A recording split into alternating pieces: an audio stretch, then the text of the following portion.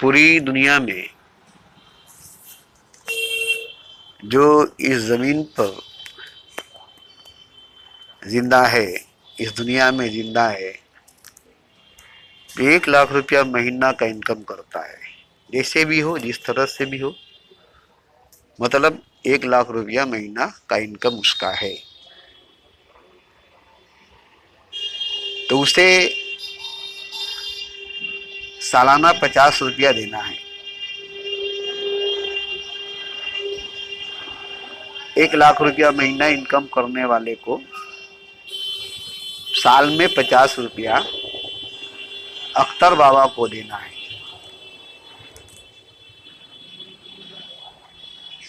एक लाख में 50 रुपया सालाना।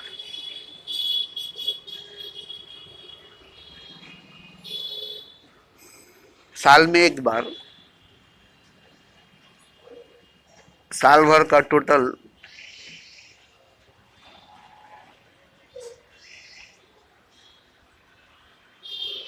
50 रुपया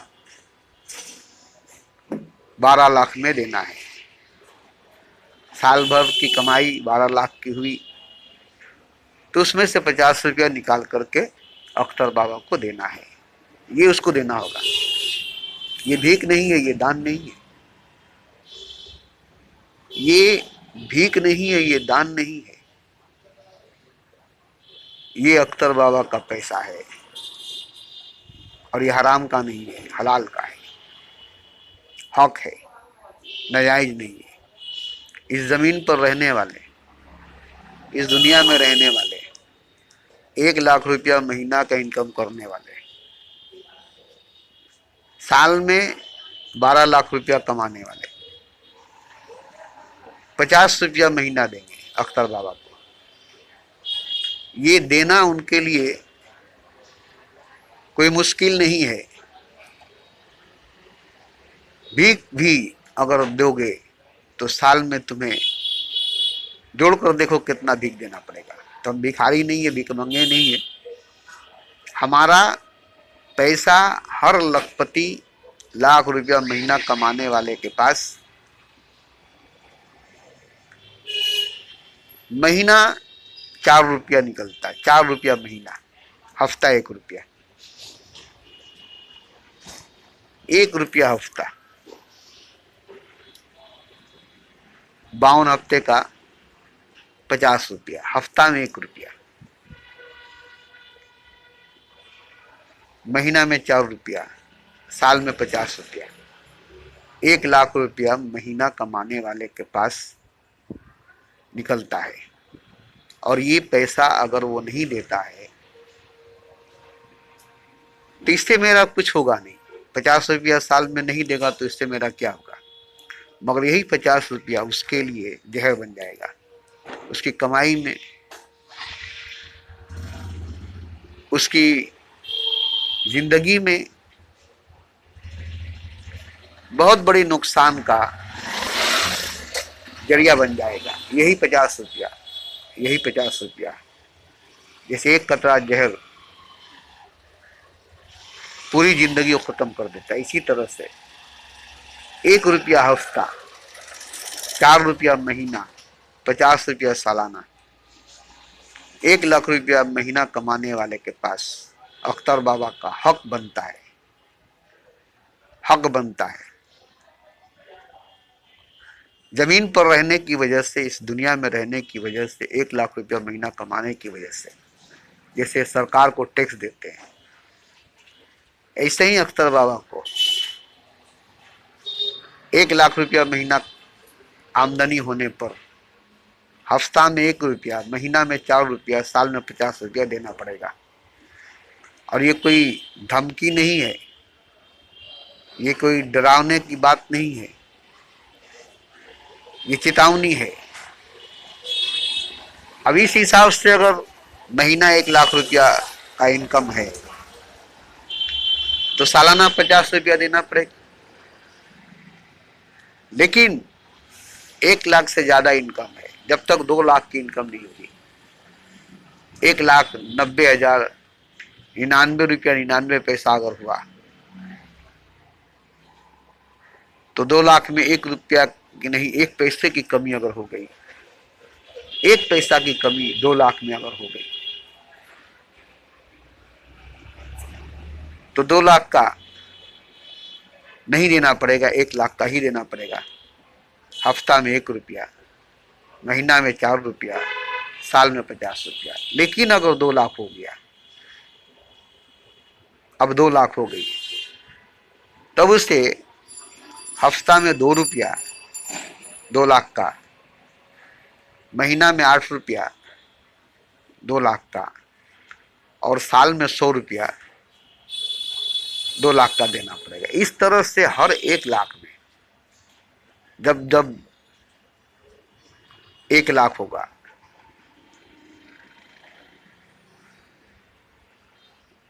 तब तब 1 लाख में से 1 रुपया हफ्ता, 4 रुपया महीना, 50 रुपया सालाना देना पड़ेगा।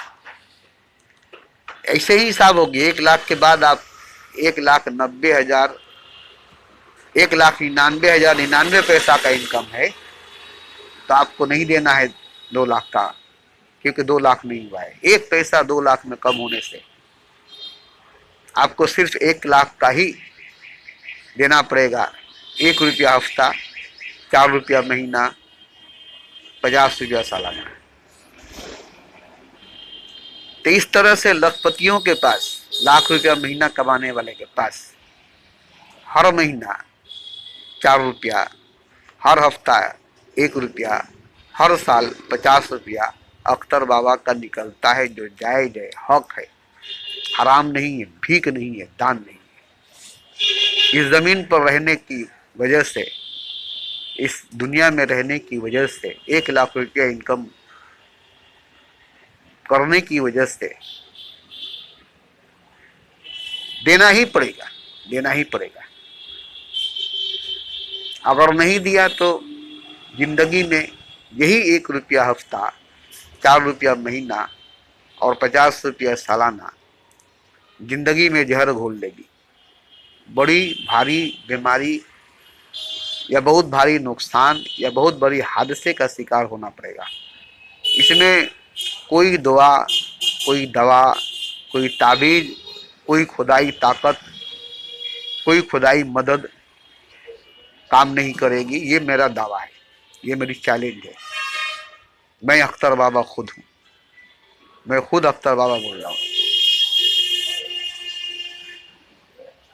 मैं आम इंसान होता तो नहीं लेता, भीख मांगता, भीख मांग के खा लेता।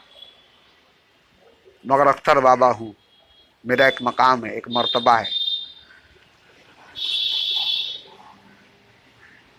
मेरे इजाजत के बगैर इस दुनिया में किसी का भी मौत नहीं होगा। मेरे इजाजत के बगैर इस दुनिया में कभी क़यामत नहीं आएगी। खुदा को मेरी इजाजत लेनी पड़ेगी, मलकुल मौत को मेरी इजाजत लेनी पड़ेगी, तब किसी की मौत होगी, तब दुनिया में क़यामत होगी। कजा को भी टाल देती है दुआ रोशन जमीरों की, और क़यामत को भी टाल देती है सदा मस्तो फ़कीरों की। रोशन जमीर भी हैं और मस्तो फ़कीर भी हैं हम। हमारी दुआ से मौत भी टलेगी, हमारी सदा से क़यामत भी टलेगी। तो इस तरह से लखपति, करोड़पति, अरबपति, खरबपति के पास मेरा कितना रुपया निकलता है, जरा सोच कर रखिए। लखपति जो लाख रुपया महीना कमाता है, उसके पास 50 रुपया सालाना,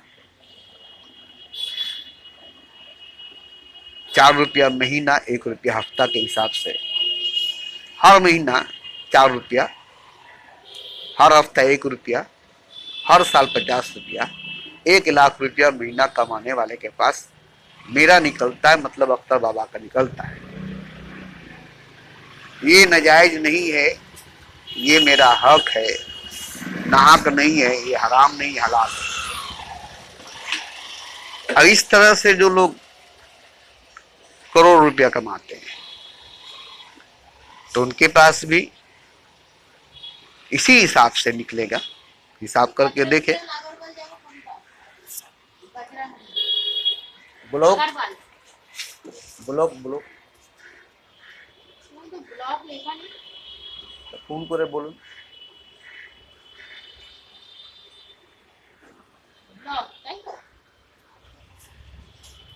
ब्लॉक रूम नंबर फोन करे जिज्ञेस करें ওটা বি আছে এটা এই আছে। तो ठीक इसी तरह से करोड़पति ब्लॉक दिलो ना हेलो अपने कौन सा ब्लॉक है ब्लॉक ए।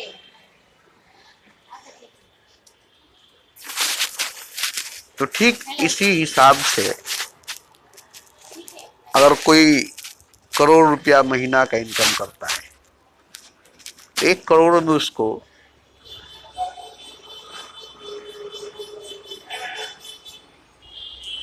हफ्ता में, महीना में, साल में जो बनता है, जो निकलता है,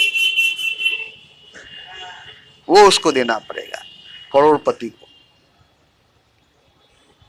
और उसमें भी देखिए कि 1 करोड़ में ही देना पड़ेगा। 1 करोड़ से ऊपर का इनकम जो होगा, जब तक उसको 2 करोड़ पूरा इनकम नहीं होगा। जैसे कि 1 करोड़ 99 लाख 99 रुपया 99 पैसा का अगर चेक आया है, तो उसको 1 पैसा ऊपर से नहीं देना है, सिर्फ 1 करोड़ का ही देना पड़ेगा। जब तक पूरा 2 करोड़ का चेक, 2 करोड़ का इनकम नहीं होगा, तब तक उसे 2 करोड़ का हिसाब से पैसा अख्तर बाबा को नहीं देना है। इसी तरह से अरबपति को, इसी तरह से अरबपतियों को भी, दुनिया में जितने अरबपति हैं उनको भी ठीक इसी हिसाब से 1 लाख में 1 रुपया हफ्ता, 4 रुपया महीना, 50 रुपया सालाना के हिसाब से 1 अरब रुपया महीना इनकम करने वाले के पास इस हिसाब से जो रकम निकलेगी वो उनके लिए हराम है, नाजायज है, जहर है। उनकी जिंदगी में आग लगा देगी, उनकी जिंदगी में जहर घोल देगी, उनकी जिंदगी में बहुत भारी बीमारी, बहुत बड़ी हादसे का जरिया बन जाएगी। ये मैं धमकी नहीं दे रहा हूँ, चेतावनी दे रहा हूँ, समझा रहा हूँ।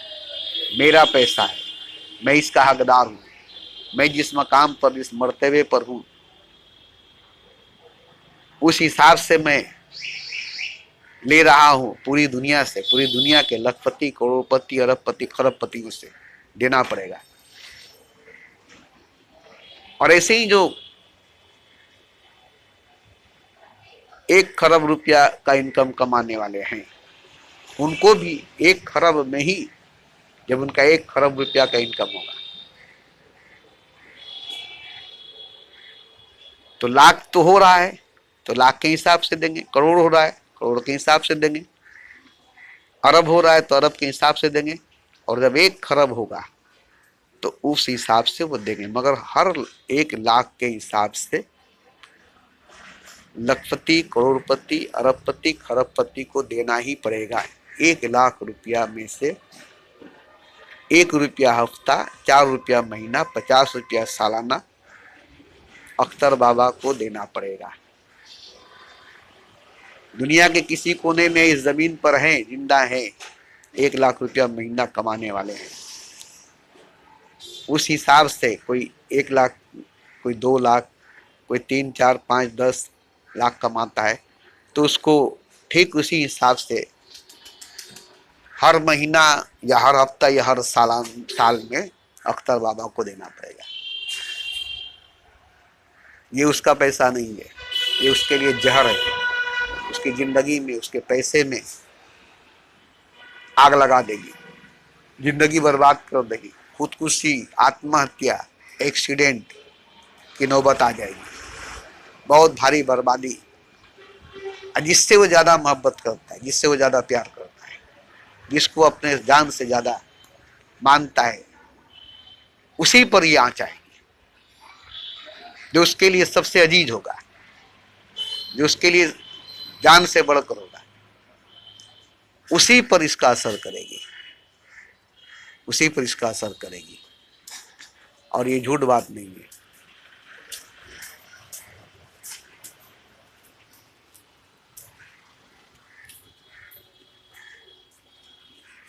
तो इस हिसाब से जो पैसा मिलेगा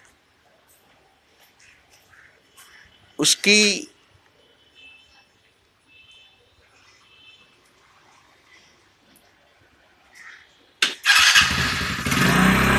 जो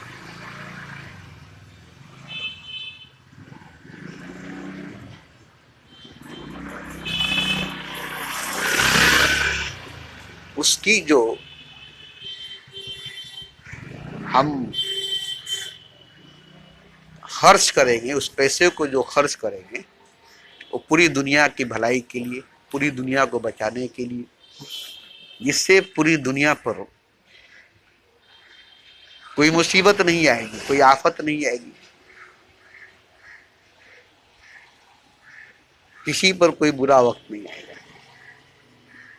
ऐसी एक फाउंडेशन तैयार करूंगा, ऐसी एक फाउंडेशन तैयार करूंगा जिसके लिए 100 एकड़ जमीन की जरूरत पड़ेगी। और 100 एकड़ जमीन में एक ऐसा फाउंडेशन बनाकर खड़ा करूंगा जिसका कनेक्शन सीधा आसमान से होगा, खुदा से होगा, जिसकी लगाव सीधा आसमान से होगी, खुदा से होगी और आजम से होगी। और वहां से सीधा उस फाउंडेशन पर खुदा की रहमत नाजिल होगी, खुदा की खुदाई नाजिल होगी और पूरी दुनिया में फैलेगी, पूरी दुनिया की तहफ़्फ़ुज़, पूरी दुनिया की हिफाजत करेगी।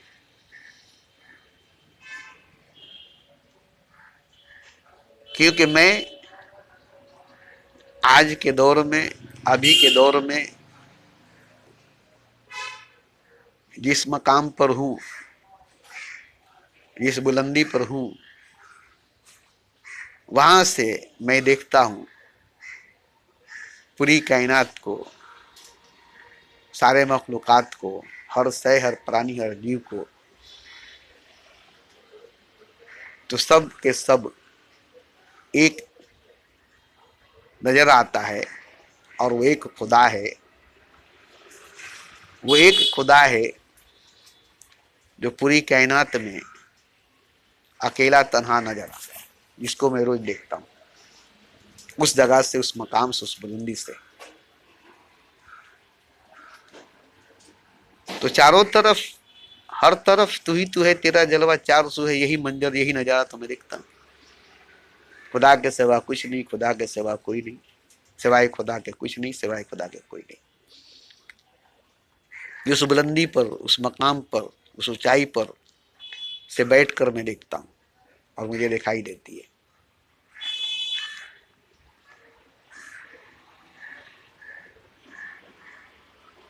लेकिन जमीन पर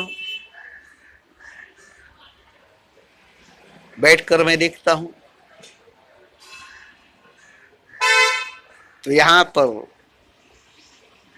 जो आप देखते हो वो मैं भी देखता हूँ। और इसके बावजूद जो बुलंदी पर, ऊंचाई पर से मैं देखता हूँ, जमीन पर बैठकर, इस चेयर पर बैठकर सिक्योरिटी गार्ड का काम करके भी वही मैं देखता हूँ, मुझे वही दिखाई देती है। जो बुलंदी पर, सातवें आसमान पर और से आजम पर से बैठकर मैं देखता हूँ, मेरी रूह, मेरी आत्मा देखती है। परमात्मा होकर, खुदा होकर जो मैं देखता हूँ, इस जमीन पर एक सिक्योरिटी गार्ड बन करके भी वही मैं देखता हूँ। ये नहीं कि मैं सिक्योरिटी गार्ड 5,000 रुपया महीना कमाने वाला मामूली इंसान हूं, नहीं, ये धोखा है कि मैं एक सिक्योरिटी गार्ड हूं। ये धोखा है कि मैं एक सिक्योरिटी गार्ड हूं, 5,000 रुपया महीना कमाता हूं। सच्चाई और हकीकत तो यही है कि मैं खुदा हूं। यही मेरी सच्चाई, यही मेरी हकीकत है। और से आजम पर हूँ तब भी, ज़मीन पर हूँ तब भी, पाताल में हूँ तब भी, गिरा से गिरा, नीचा से नीचा जगह पर हूँ तब भी, बुलंद से बुलंद, ऊंचा से ऊंचा मकाम पर हूँ तब भी मैं खुदा ही हूँ। कोई फर्क नहीं पड़ता है। हीरा पैखाने के चेंबर में पैखाना में गिरा पड़ा है। हीरा, कोहिनूर हीरा पैखाने के चेंबर में पैखाने में गिरा पड़ा है। क्या फर्क पड़ता है? उसकी चमक दमक, उसकी कीमत में जरा सा भी कमी नहीं आएगी। किसी को मालूम हुआ कि इस पैखाने के चेंबर में कोहिनूर हीरा है, वो कूद जाएगा, वो कूद जाएगा। वो ये नहीं देखेगा कि पैखाना है, पैखाना से भरा हुआ पैखाने का चेंबर है। वो देखेगा कि इसके अंदर कोहिनूर हीरा है, वो कूद जाएगा, उसे निकालेगा और निकाल करके, धो करके, नहा करके एक अजीम खजाने का मालिक बन जाएगा। उस कोहिनूर हीरा की वजह से, उस कोहिनूर हीरा की वजह से। ऐसे ही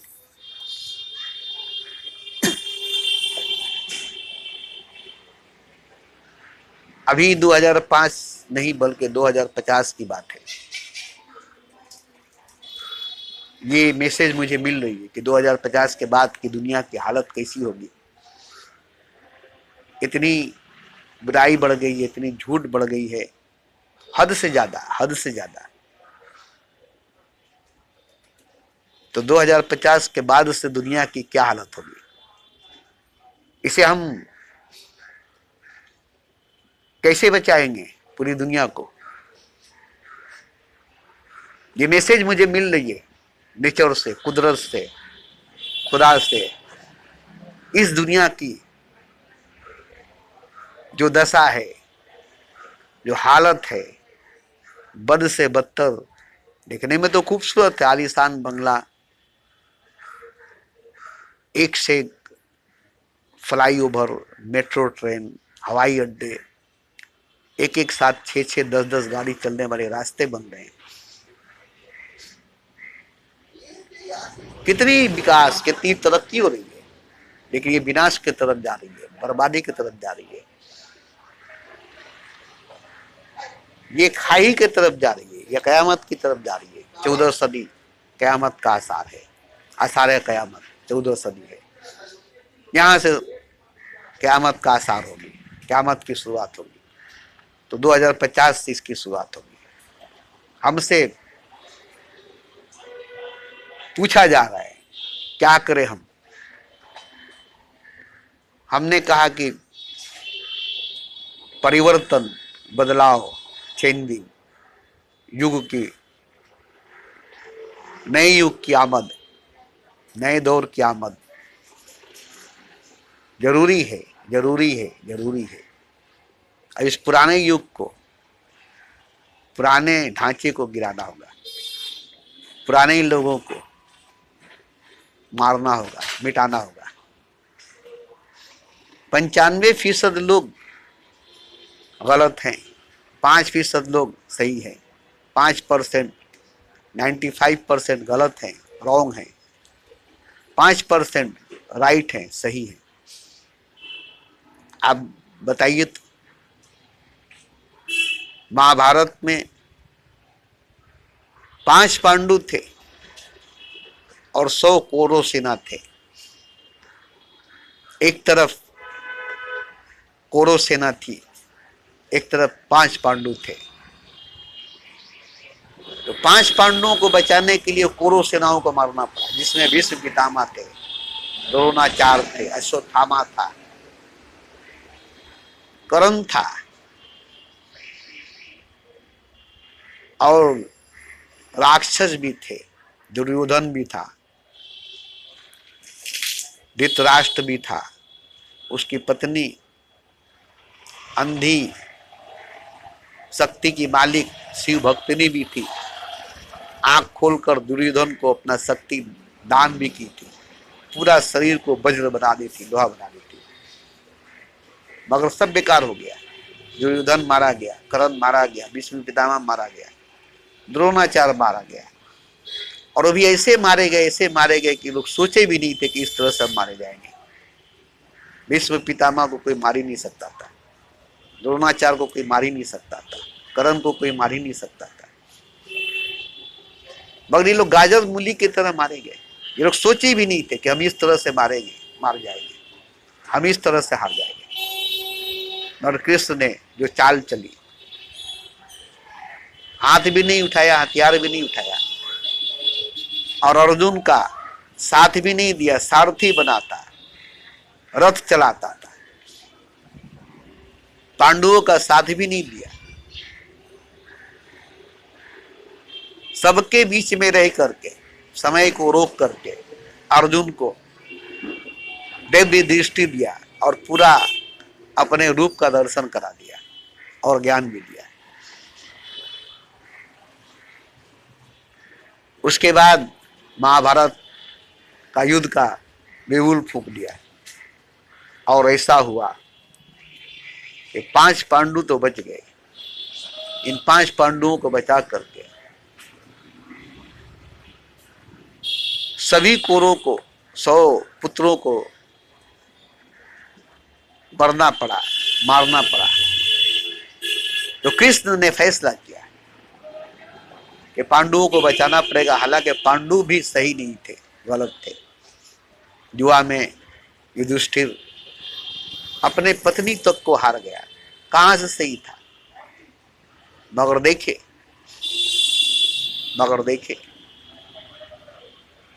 कि पांडु भी गलत है, कौरव भी गलत हैं, दुर्योधन भी गलत है, युधिष्ठिर भी गलत है। मगर देखे कि युधिष्ठिर की गलती कम है और पांडवों की गलती ज्यादा है, दुर्योधन की गलती ज्यादा है, धृतराष्ट्र की गलती ज्यादा है। तो गलती जिसकी ज्यादा थी, जो ज्यादा गलत था, उसे मार दिया गया, उसे मिटा दिया गया, उसे खत्म कर दिया गया। और जिसके थोड़ी सी गलती थी, उसे बचा लिया गया, उसे सजा दिया गया, उसकी गलती को माफ किया गया, उसकी गलती को सुधारने का मौका दिया गया, क्योंकि थोड़ी सी गलती थी। दुर्योधन जैसा गलती युधिष्ठिर नहीं किया था, दुर्योधन जैसा गलत युधिष्ठिर नहीं था। इसलिए युधिष्ठिर को बचाना पड़ा, पांडवों को बचाना पड़ा, और कौरव सेना को, भीष्म पितामह को, कर्ण को, दुर्योधन को, द्रोणाचार्य को मारना पड़ा। जबकि ये लोग भी उतने गलत नहीं थे, मगर दुर्योधन के साथ दिए थे। इनकी गलती यही थी कि दुर्योधन के पक्ष में खड़े थे। अगर ये लोग दुर्योधन के पक्ष में नहीं खड़े होते तो महाभारत का युद्ध नहीं होता। ये लोग पांडवों के साथ चल जाते, पांडवों के पक्ष में खड़े हो जाते, सीधे बोलते कि दुर्योधन के पक्ष में हम नहीं लड़ेंगे, युद्ध नहीं करेंगे, हम पांडवों के साथ में युद्ध करेंगे। भीष्म पितामह कह देता, द्रोणाचार्य कह देता, कर्ण कह देता कि जिसके पक्ष में, जिसके संग में, जिसके साथ में कृष्ण भगवान है, हम उसके विरुद्ध में युद्ध क्यों करेंगे। जिसके पक्ष में, जिसके संग में, जिसके साथ में, जिसका सारथी बना है स्वयं नारायण, स्वयं कृष्ण भगवान, हम इसके विरुद्ध युद्ध क्यों करेंगे। हम भी उसी के साथ, उसी के पक्ष में, उसी के संग में हो जाएंगे। हम दुर्योधन के साथ, दुर्योधन के पक्ष में, दुर्योधन के तरफ से खड़ा नहीं होंगे। तो फिर दुर्योधन युद्ध ही नहीं करता, 5 पांडवों को 5 गांव दे देता और युद्ध ही नहीं होती। तो ये लोग भी सही थे, महापुरुष थे, मगर असत्य के संग थे, दुर्योधन के संग थे। कर्ण भी सही था, भीष्म पितामह भी सही थे, द्रोणाचार्य भी सही थे, मगर दुर्योधन के संग थे, कृष्ण के विरुद्ध में थे, पांडवों के विरुद्ध में थे। इसलिए ये लोग मारे गए, इसलिए लोग मारे गए। और खुद कृष्ण भगवान खड़ा होकर मरवाया, द्रोणाचार्य को भी, भीष्म पितामह को भी, कर्ण को भी। मारो अर्जुन, कर्ण को मारो, मारो अर्जुन, भीष्म पितामह को मारो। खड़ा होकर मरवाया भीष्म पितामह को, मारने का साधन बताया, मारने का जरिए बताया, मारने का कारण बताया। भीष्म पितामह को मरवाया, कर्ण को मरवाया, द्रोणाचार्य को मरवाया।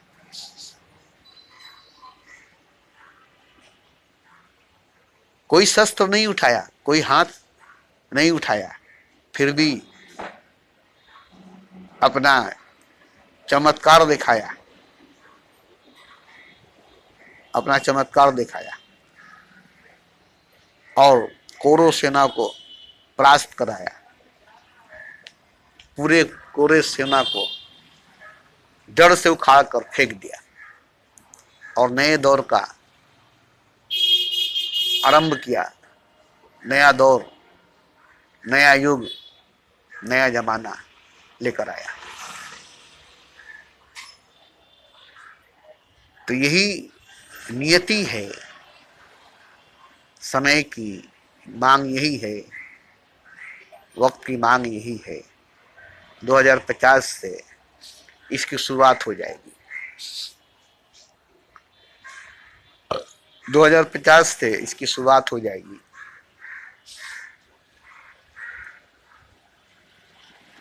जमीन को बिल्डिंगें निकल जाएगी, जमीन पर बिल्डिंगें बन जाएगी, खेती बाड़ी कम हो जाएगी, अनाज कम हो जाएगी, पैसा रहेगा जेब में, मार्केट में आग लगी रहेगी, बाजार में आग लगी रहेगी, महंगाई आसमान छू रहेगी।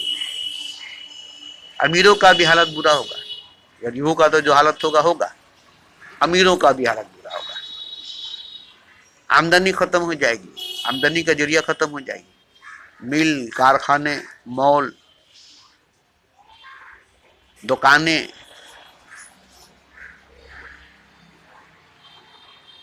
नहीं चलेगी, नहीं चलेगी। अमीरों की, राजाओं की, शहंशाहों की पूरी दुनिया में बुरा हालत होगा। गरीब तो मारे जाएंगे, भिखारी तो मारे जाएंगे, ये लोग मर जाएंगे, ये लोग मर जाएंगे। गरीब नहीं रहेंगे, भिखारी नहीं रहेंगे, अमीर रहेंगे, राजा रहेंगे, अमीर रहेंगे, राजा रहेंगे। इनके पास पैसा रहेगी, इनके पास पैसा रहेगा, मगर खाने के लिए अनाज नहीं रहेगी, खेती बाड़ी नहीं होगी, खेत सूख जाएंगे, अनाज नहीं होगी, मजदूर नहीं मिलेंगे, किसान नहीं मिलेंगे, जमींदार की जमीन रहेगी, जमींदार की जमीनें रहेगी, उस पर हल चलाने वाला किसान नहीं रहेगा। बिल्डिंग में अमीर रहेंगे, उसमें काम करने वाले कोई नहीं रहेंगे, मजदूर नहीं रहेगा, मालिक रहेंगे, मजदूर नहीं रहेगा। गरीब नहीं रहेगा, मजदूर कहाँ से रहेगा? गरीब ही नहीं रहेगा, मजदूर कहाँ से रहेगा? अमीर रहेंगे, राजा रहेंगे, अमीर रहेंगे, राजा रहेंगे। अमीरों की हालत खराब होगी, पैसा रहेगा, राजाओं का हालत खराब रहेगा, हुकूमत रहेगी, मगर रियाया जो है, वो जो मजदूर जो है, मेहनत कश इंसान, मेहनत कश किसान जो है, वो नहीं रहेंगे, उनकी पैदाइश खत्म हो जाएगी, और जो होंगे वो मर जाएंगे, उन्हें मार दिया जाएगा सैलाब के जद में ला करके। जलजले आएंगे, जमीन फट जाएगी, बिल्डिंगें गिर जाएगी, उसमें दब करके मजदूर, गरीब इंसान मर जाएंगे, मुक्ति इनको मिल जाएगी, गुर्बती से निजात मिल जाएगी, गरीबी से निजात मिल जाएगी, और ये लोग जन्नत में चले जाएंगे। कुरान ने साफ लफ्जों में कहा है खुदा ने कि गरीब आदमी को देखो तो सलाम करो, क्योंकि वो जन्नती है। गरीब आदमी को देखो तो सलाम करो, क्योंकि वो जन्नती है। अमीर आदमी को जन्नती नहीं कहा गया, राजाओं को जन्नती नहीं कहा गया। तो जितने गरीब आदमी होंगे वो सब जन्नत में चले जाएंगे, दुनिया में नहीं रहेंगे। और अमीर आदमी के लिए दुनिया जहन्नम बन जाएगी, जो भी जन्नत बन जाए। चारों तरफ आग जनी होगी, चारों तरफ आग लगी रहेगी, चारों तरफ सूखे होंगे, सैलाब होंगे, जलजले होंगे, जमीनें फट जाएगी, बिल्डिंगें गिर जाएगी, महल जमीन में चली जाएगी। अरे कृष्ण की जो नगरी थी आज समुद्र में है। जो अपनी नगरी को नहीं बचा सका कृष्ण भगवान, तो आपकी बिल्डिंगों को, महलों को क्या बचाएगा? उसकी अपनी बनाई हुई महल थी जो बनवाया था विश्वकर्मा जी से बुला करके, समुद्र के ऊपर एक नया नगर बसाया था, जिसमें सभी को ले जा करके रखा था। मगर वो लोग गलत निकल गए, तो कृष्ण भगवान ने स्वयं ही अपने पांव से उस नगरी को दबा दिया और समुद्र के पाताल में ले जा करके डुबा दिया। आज भी वो महल है समुद्र के अंदर, मगर उसके अंदर उस नगर में रहने वाले सब के सब समुद्र में कहाँ गए, उनकी लाशों का पता नहीं चला। तो भगवान कृष्ण आज भी है। हर युग में, हर दौर में कृष्ण भगवान ही परिवर्तन लाता है। भगवान कृष्ण ही बदलाव लाता है, चेंजिंग लाता है, और उसके लिए जो करना पड़ता है वो खुद करता है। किसी का मशवरा उसको लेनी नहीं पड़ती, वो खुद ज्ञानी है, उसे खुद ज्ञान है किसको मारना है, किसको बचाना है। और एक बार उसके जमाने में पूरी नगरी में बाढ़ आ गई थी, सभी लोग डूब रहे थे, और कृष्ण अपने मंदिर में बैठा था। सब लोग डूब रहे बाढ़ में, सैलाब में। किसी को नहीं बचाया, किसी को नहीं बचाया, और मंदिर में बैठकर तमाशा देखता था। उसमें एक भक्त था, परम भक्त था। उसे देखा डूबते हुए तो दौड़ कर जा करके उसे गोद में उठा गया और उसे अपने मंदिर में लाकर बैठा दिया, जहां वो खुद बैठा था। बोला बैठो यहाँ तुम मेरे साथ, डूबने दो इन सबको, मरने दो इन सबको। और सब बोलते थे हम तुम्हारी पूजा करते थे, प्रसाद चढ़ाते थे, तुम्हारी मंदिर बनाए थे, हमें तुम बचाते क्यों नहीं हो? बोला तुम्हारा सब ढोंग था, तुम्हारा पूजा झूठ थी, तुम्हारा प्रसाद झूठ था, तुम सब ढोंगी थे। एक ही हमारा भगत था जिसको मैंने बचाया है, अपने पास लाया है। ये मेरा असली भगत है, ये मेरा असली भगत है। इसको मैं डूबने नहीं दूंगा, मरने नहीं दूंगा। ये मेरी जान है, अगर ये मर गया तो मैं मर जाऊंगा। भक्तों के बस में है भगवान, मैं इसके बस में हूं। ये मेरे बस में नहीं है, मैं इसके बस में हूं। तो इस तरह से हर युग में, हर दौर में कृष्ण भगवान ही बदलाव लाता है, चेंजिंग लाता है, परिवर्तन लाता है। अब आप उसको समझते हैं कि वो कृष्ण भगवान जो सुदर्शन चक्र में चाहता है, जो वासुदेव का पुत्र है, ये हिंदू लोग जो समझते हैं, हिंदू लोग जो जानते हैं, वो नहीं, वो नहीं। असल में जो कृष्ण भगवान है, असल में जो भगवान कृष्ण है, वो वासुदेव का पुत्र नहीं, देवकी का लाल नहीं, माखन चोर नहीं, मुरलीधर नहीं, राधा का कृष्ण नहीं। मैं जिस कृष्ण भगवान की बात करता हूं वो कृष्ण भगवान, उसका कोई नाम नहीं, उसका कोई रूप नहीं, उसका कोई आकार नहीं, वो निराकार है। वही परिवर्तन करता है, वही चेंजिंग लाता है, वही बदलाव लाता है। उसको कोई नहीं देख पाता है, वो किसी को दिखाई नहीं देता है। माखन चोर नंद किशोर को देखने वाले तो सभी थे। अर्जुन देखता था, ये शरीर में था, आकार में था, इसका जन्म हुआ था, इसका माता पिता था, ये बच्चों के साथ खेला था, माखन चुराता था, राधा के साथ प्रेम करता था, इसका परिवार था। मैं इस कृष्ण भगवान की बात नहीं करता, और मैं उस राम की भी बात नहीं करता हूँ जो दशरथ का पुत्र है। मैं उस राम की भी बात नहीं करता हूँ, उस नानक का भी बात नहीं करता हूँ जो नानक आंख बंद करके बैठे हैं। मैं उस मोहम्मद की बात नहीं करता हूँ जो मोहम्मद मदीना में लेटे हुए हैं।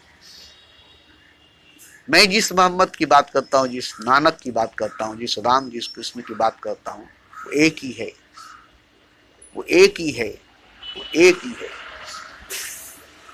वो दशरथ का पुत्र राम नहीं है, वो देवकी का पुत्र कृष्ण नहीं है, वो आंख बंद करके बैठा हुआ गुरु नानक नहीं है, वो मदीना में लेटा हुआ मोहम्मद नहीं है। वो स्वयं नारायण है, स्वयं खुदा है, वो खुद खुदा है। मैं उसकी बात करता हूँ और वो मैं खुद हूँ। मैं अपनी बात करता हूँ, वही असल में मैं हूँ। ये जो मैं बैठा हूँ, सिक्योरिटी गार्ड का काम करता हूँ, इसे आप जब चाहे मार सकते, इसे जब चाहे आप मिटा सकते। आइए मुझे मार दीजिए, आइए मुझे मिटा दीजिए, पेट्रोल छिड़क करके आग लगा दीजिए, मशीन गन से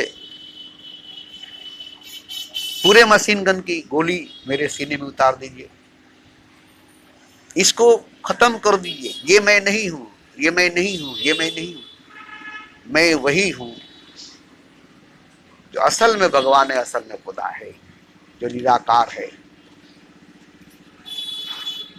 जिसका कोई आकार नहीं है, जिसका कोई नाम नहीं है। न उसका नाम अल्लाह है, न उसका नाम गॉड है, न उसका नाम राम है, न उसका नाम कृष्ण है, न किसी मंदिर में, न किसी मस्जिद में, न किसी गिरजा, न किसी गुरुद्वारा में। वो किसी में नहीं, अपने आप में है, स्वयं में, किसी पर नहीं, अपने आप पर, स्वयं पर है। उसकी पैर जमीन पर नहीं, आसमान पर भी नहीं, ऐसे आजम पर भी नहीं है। वो खुद पर कायम है, स्वयं पर कायम है। न हवा पर, न पानी पर, न अर्श आजम पर, न जमीन पर। उसका पांव कहीं पर नहीं है, उसका पैर किसी पर नहीं है। वो खुद पर कायम है, स्वयं पर कायम है, और खुद ही वो है। और ये सब क्या है? माया है, झूठ है, सपना है, भ्रम है, धोखा है। पूरा ब्रह्मांड, पूरा कहना, सारा मखलूकात सच नहीं है, हकीकत नहीं है।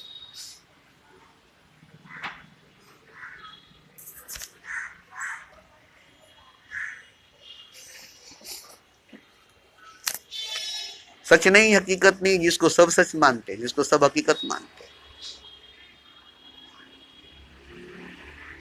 जिसको सब सच मानते, सब हकीकत मानते, और ये सच नहीं है। और यही वजह है कि इसकी होना और न होना दोनों बराबर है। अगर वो है भी तो कोई फर्क नहीं पड़ता है, और नहीं भी है तो भी कोई फर्क नहीं पड़ता। क्यों? कि सच है नहीं, झूठ है, और झूठ होता नहीं, ख्वाब होता नहीं, सपना होता नहीं, दिखाई देता है। जैसे फिल्म पर्दे पर दिखाई देती है, पर्दा पर कुछ होता नहीं है। ख्वाब नींद में दिखाई देती है, सपना नींद में दिखाई देती है, कहीं होता नहीं है, कहीं होता नहीं है। ऐसे ही ये पूरी कायनात, पूरा ब्रह्मांड, सारा मखलूकात, हर प्राणी, हर जीव, हर शय नहीं है, नहीं है, नहीं है।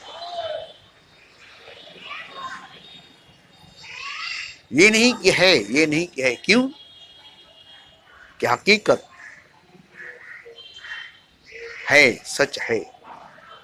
और जब सच है, हकीकत है, तो फिर झूठ की गुंजाइश कहाँ? धूप में, कड़ी धूप में, अंधेरे की, अंधकार की जगह कहाँ है? धूप में, कड़ी धूप में देख लीजिए, यहाँ अंधेरे की, अंधकार की कहाँ गुंजाइश, कहाँ जगह है? अभी रात हो सकती है, अभी अंधकार हो सकती है। इस जमीन पर, इस धरती पर, इस धूप में, इस कड़ी धूप में कहीं अंधेरा दिखा सकते हैं? जहां धूप नहीं है वहां भी रोशनी है। देखिए,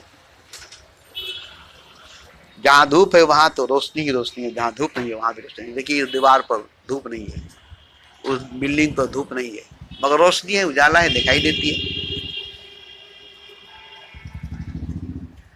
धूप के आसपास देखिए परछाई है बिल्डिंग की, छाया है बिल्डिंग की, मगर वहां भी अंधेरा नहीं है, वहां भी अंधकार नहीं है। इसकी लाइट वहां भी पड़ती है, इस धूप की लाइट, इसका धार वहां भी पड़ती है और वहां उजाला है। देखिए, रोशनी वहां नहीं है, धूप वहां नहीं है, मगर दिखाई देती है। कहां अंधेरा है, कहां अंधेरा है। ऐसे ही सत्य जहां है, ईश्वर जहां है, खुदा जहां है, हकीकत जहां है, वहां कुछ और नहीं है, कोई और नहीं है। और ये जो मैंने कहा दुनिया की हालत, अमीरों की, गरीबों की हालत,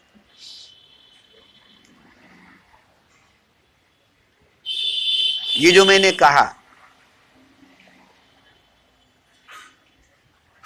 जो 1 लाख में इतना देना, 1 करोड़ में इतना देना, ये सब भी सच नहीं है, हकीकत नहीं है। ये सब भी सच नहीं है, हकीकत नहीं है। मेरे हिसाब से, मेरे नजरिए से, मेरी दृष्टि से, मेरे सिवा कोई भी नहीं है, मेरे अलावा कोई भी नहीं है, क्योंकि मैं सत्य हूं, मैं ईश्वर हूं, मैं हक हूं, मैं हकीकत हूं।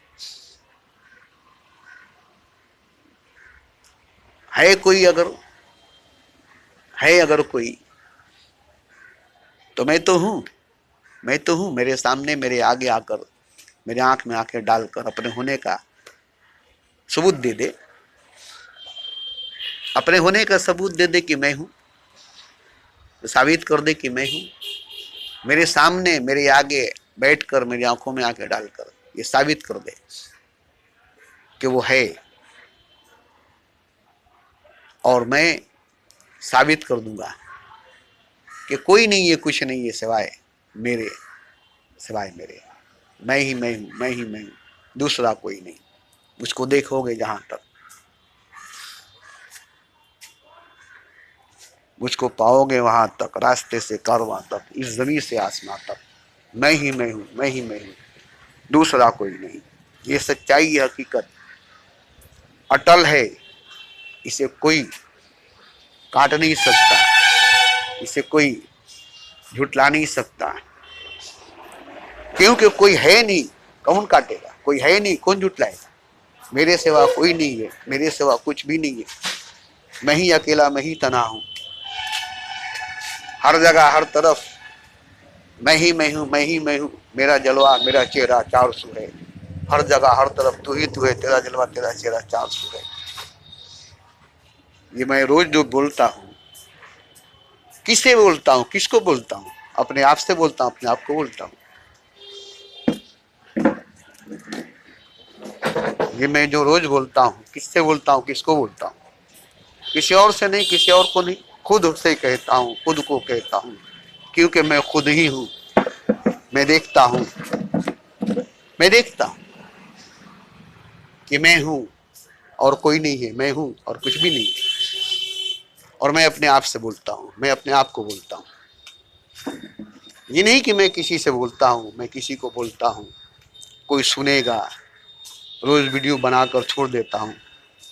मैं वीडियो बनाकर छोड़ देता हूं इसलिए कि शायद, शायद कोई हो सकता है, अगर कोई हो सकता है अगर, तो मुझे खुशी होगी, मैं खुश हूंगा कि चलो कोई है जो मेरे सिवा है, मेरे अलावा है, कुछ है जो मेरे सिवा है, मेरे अलावा है। तो मैं उससे मिलूंगा, मैं उससे मिलूंगा, उससे मिलकर मुझे बड़ी खुशी होगी, उससे मिलकर मुझे बड़ी खुशी होगी। अगर वो इस दुनिया में, इस जमीन पर है, कहीं पर भी है, तो मेरा नंबर 933125 7831। इस मोबाइल पर संपर्क करें, कांटेक्ट करें और हमसे बात करें। और एक वीडियो जैसे मैं रोज बनाता हूं, ऐसे ही कोई एक वीडियो अपना मेरे पास भेजे। मेरे व्हाट्सएप का नंबर है 9331278831 और एक नंबर है 9163048755। ये मेरा पर्सनली नंबर है। इस पर व्हाट्सएप पर ही भेज सकते हैं, क्योंकि मेरे पास उतना पैसा नहीं, उतना कमाई नहीं है कि मैं रिचार्ज कराऊंगा। मेरे व्हाट्सएप पर मैं व्हाट्सएप चलाता हूं घर पर। आप अगर व्हाट्सएप भेजेंगे, वाईफाई से कनेक्शन मेरा रहता है, तो मुझसे बात हो सकेगी, वो भी दिन भर नहीं, रोज नहीं, क्योंकि मेरे घर में वाईफाई नहीं है। अपने भाई के घर जाता हूँ जब मौका मिलती है, तो वहाँ जा करके वाईफाई चालू करके अपना व्हाट्सएप से बात करता हूँ।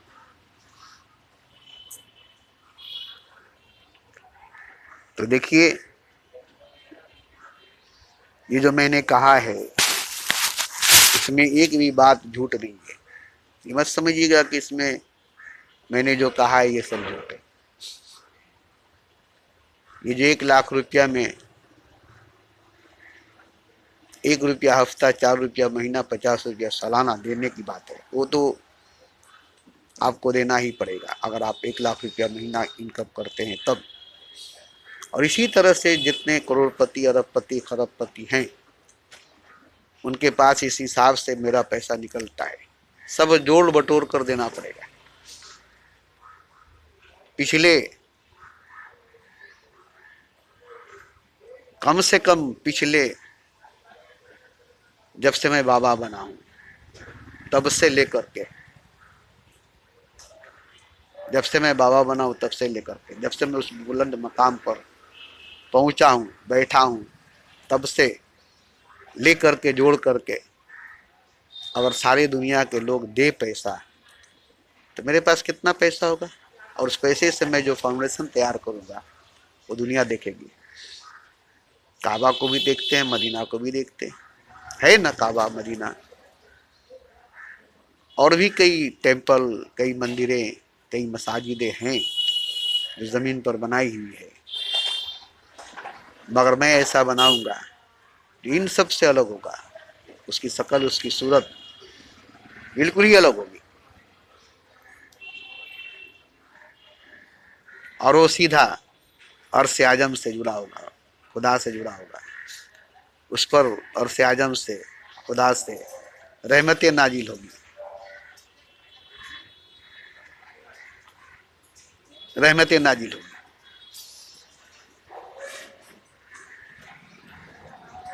जिससे दुनिया की हिफाजत होगी, दुनिया की बचाव होगी, दुनिया की भलाई होगी। क़यामत टलेगी, मुसीबत टलेगी, सूखे, सैलाब, जलजले नहीं आएंगे, बड़ी बीमारियों के शिकार कोई नहीं होगा, बड़ी खुशी से जिएंगे,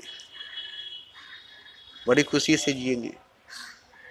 ठीक ऐसे ही जैसे आग लगी थी गांव में और चारों तरफ आग ही आग थी। एक लंगड़ा था जिसके 2 पैर नहीं थी, एक अंधा था जिसके 2 आंख नहीं थी।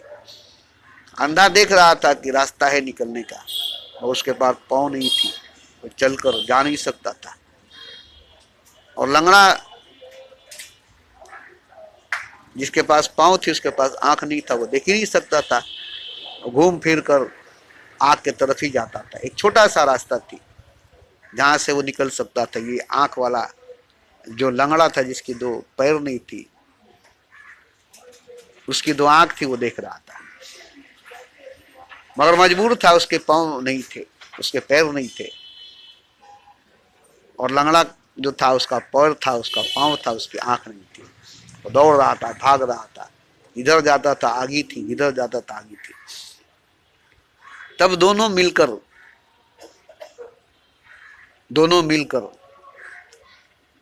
अंधा ने कहा कि मेरे पाँव है, आंख वाले ने कहा मेरा आंख है।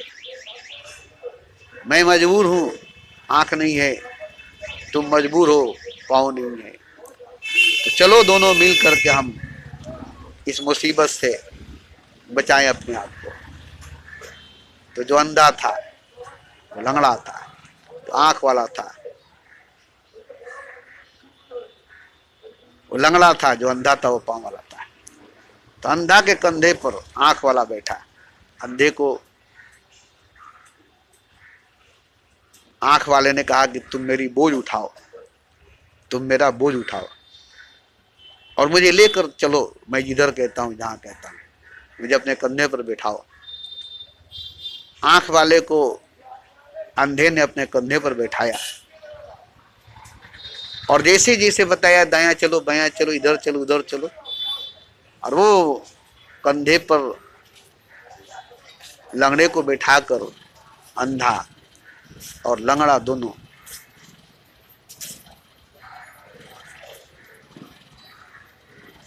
आग से निकल गए। आग से निकल गए।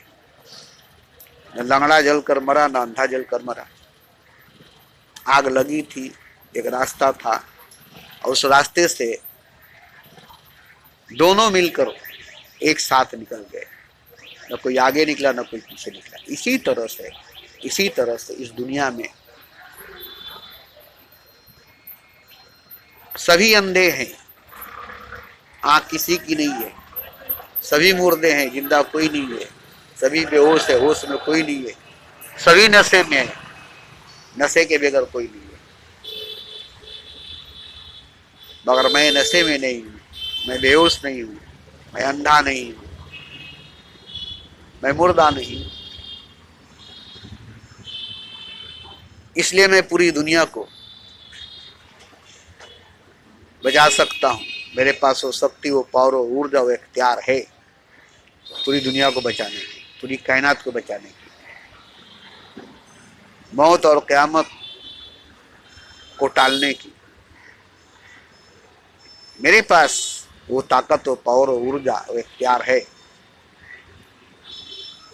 जिसका इस्तेमाल मैं कर सकता हूं, जिसका प्रयोग मैं कर सकता हूं।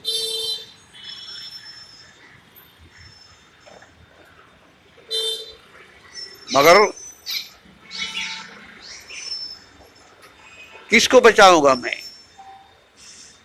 किसको बचाऊंगा मैं? उसी को ना जो सबसे ज्यादा अच्छा होगा, सही होगा। चुन चुन कर बचा लूंगा मैं। मेरी आवाज, मेरी सदा उनकी रूह तक पहुंचेगी, उनकी रूह को पकड़ेगी। उनकी रूह मेरी आवाज को, मेरी सदा को, मेरी बात को पकड़ लेगी। और जिसको मेरी बात पकड़ में आ गई, जो मेरी बात को पकड़ लेगा, मेरी सदा, मेरी आवाज को पकड़ लेगा, कहीं भी रहेगा महफूज रहेगा। मेरी बात ही उसे बचाएगी, मेरी आवाज ही उसे बचाएगी, मेरी पुकार ही उसे बचाएगी।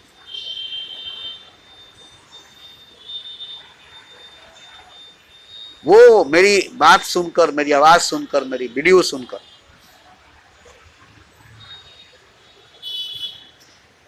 महफूज रहेगा। इसमें वो पावर, वो शक्ति, वो ऊर्जा है जो आपकी हिफाजत करेगी, आपकी तहफुज करेगी, फानूस बनकर आपकी हिफाजत करेगी, जनाब अख्तर बनकर आपकी हिफाजत करेगी। तो मेरी वीडियो को सुन करके नजरअंदाज मत कीजिएगा, इसको समझने की कोशिश कीजिएगा, इसको रूह में उतारने की कोशिश कीजिएगा। जहन के लिए, दिल के लिए भले ही ये आग है, जहर है, और रूह के लिए अमृत है। रूह को अमर कर देगा, रूह को खुदा कर देगा। ये मेरी चैलेंज है, ये मेरी दावा है, मेरी स्पीच में वो बात है, मेरी वाणी में वो शक्ति है कि रूह को खुदा कर देगा, आत्मा को परमात्मा कर देगा।